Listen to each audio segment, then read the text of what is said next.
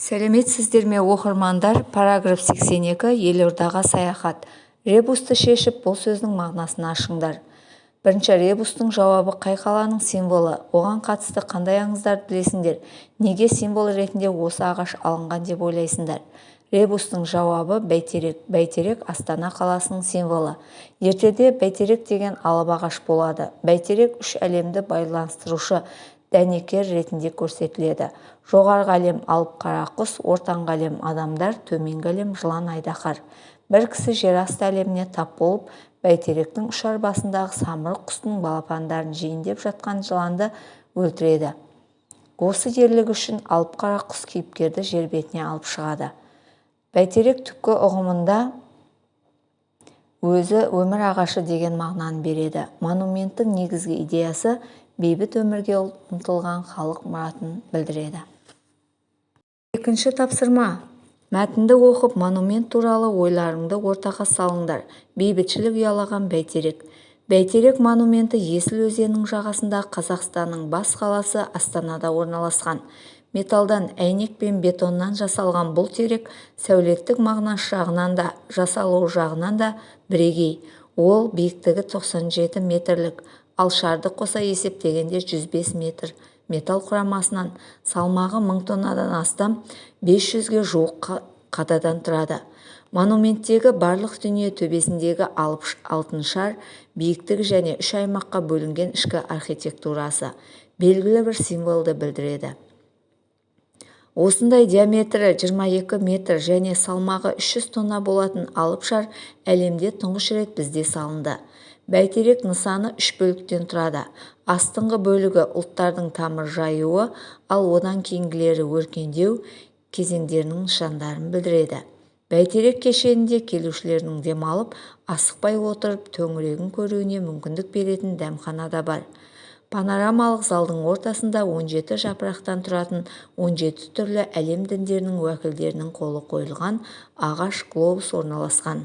Ал қасында монументті жасау идеясының авторы Қазақстан Республикасы президенті Нұрсұлтан Назарбаевтың алақанының ізі бар. Астананың орталығында көкке бой созып тұрған бәйтерек қазіргі Қазақстанның нышан символы, қазақ халқының қайта өрлеуі мен түлеуінің, мемлекеттілігінің, биіктік пен тереңдіктің, кеңдіктің белгісі, дархандықтың көрінісі іспетті. Ол елорда халқы мен қонақтарының ең көп баратын сүйікті орны.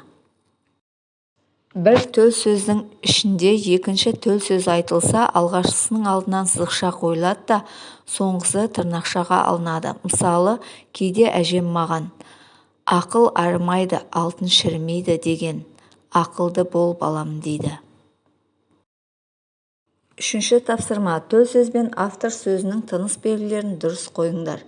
Маған Астананың сәулеті ұнайды, жаңа қаланың сәулеті ерекше. Ол жерде әсемділік, белгілі рух бар, деді Нидерландыдан келген Хелен. Гиперфотосурет жанрының негізін қалаушы.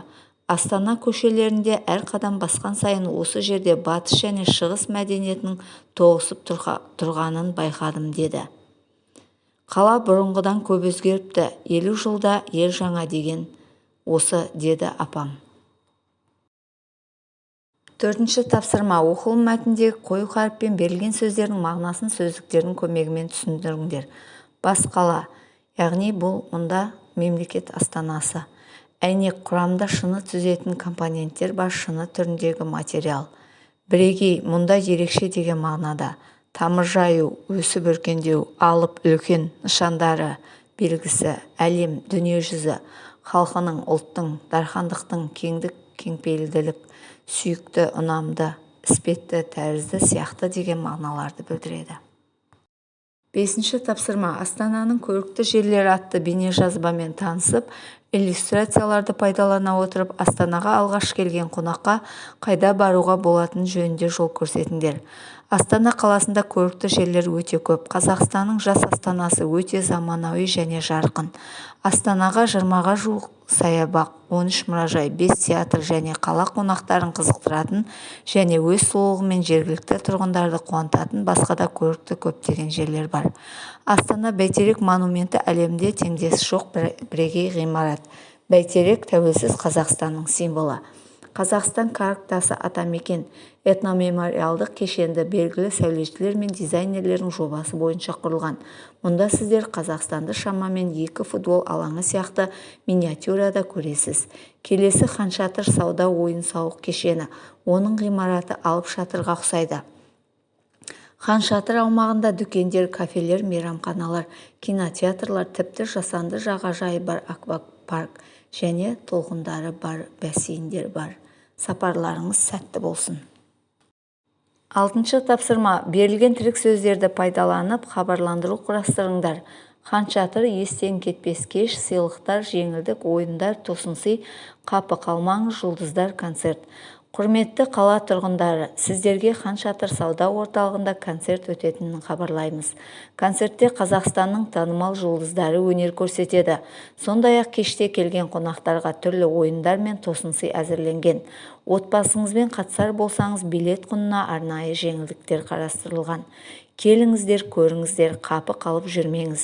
Келгеніңізге еш өкінбейтін боласыз. Өту мерзімі 30.04.2024 жыл, басталуы сағат 12:00-де, байланыс нөмері 74747 450 50. 7-ші тапсырма. Тыңдалым мәтіндегі бір сәулет нысанын сипаттайтын жазбаша мәтін құраңдар. Мәтінде Қазақстанның әйгілі адамдарының сөздерін қолданыңдар. Бүгінгі Астана асыл тастан тұрғызылған асқақ қала. Қаланың көркіне көрік қосып тұрған Астана бәйтерек кешені биіктігі 97 метр. Металл әйнек бетоннан тұрғызылған бәйтеректің жалпы ұзындығы 105 метр. Салмағы 1000 тоннадан асады. Кешеннің үстіңгі жағында орналасқан алып шар диаметрі 22 метр. Салмағы 300 тонна. Алып шар хамелеон әйнектерінен жасалған. Күн сәулесінің түсуіне байланысты шар түсі ауысып тұрады. Жоба сәулетшісі Норман Фостер. Алып шарға лифт арқылы көтеріліп, үлкен залға еніп, қаланың толық көрінісін көруге болады.